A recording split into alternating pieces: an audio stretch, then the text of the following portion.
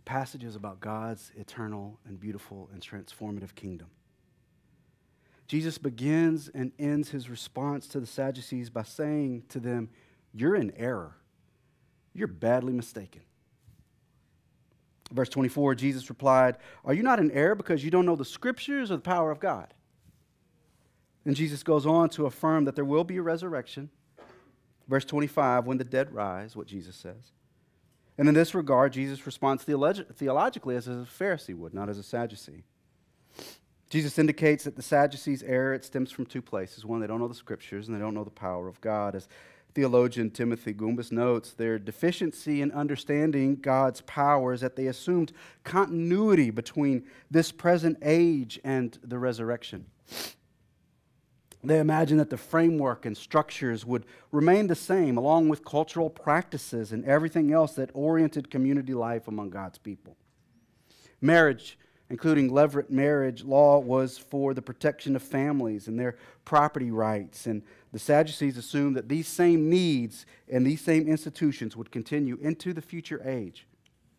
Their question to Jesus assumes that the age to come, that God's kingdom is simply like this life, but maybe just a little bit better with fewer problems, rather than seeing it as a world transformed. It's as though they asked God what the criminal justice system was going to look like in heaven. The question wouldn't occur to Jesus to answer because such a system isn't needed in a place where people have what they need and peace and love and harmony dwell. In the age ahead, God is going to powerfully and beautifully transform our world, including our cultural practices and social arrangements and our institutions and the mechanisms and systems and structures that we have in place for securing justice and protecting the vulnerable. They will be transformed, and God will radically renew and renovate and overhaul the entire cosmos. Resurrection is not a matter of merely extending our current reality into heaven, but just making it a little bit better.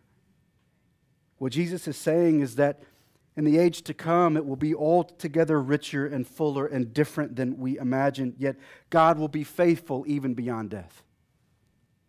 As one poet put it, we can no more imagine the age to come than an infant in utero can imagine the Grand Canyon at sunset. This is the point Jesus was trying to make to the Sadducees' question. In this passage, Jesus is pushing back against the resurrection, rejecting Sadducee belief that this life is all that there is. And simultaneously, in the larger context of the questions that Jesus is being asked by Pharisees and Herodians and the Sanhedrin and the Sadducees, he's pushing against the belief that God is only concerned about afterlife survival of individual souls. For Mark, God's redemptive work throughout history cannot be contained within the confines of life in this world, and yet God's redemptive work through history beyond religious leaders and Caesars reveals that God's salvific plan for history and history being made in the here and now.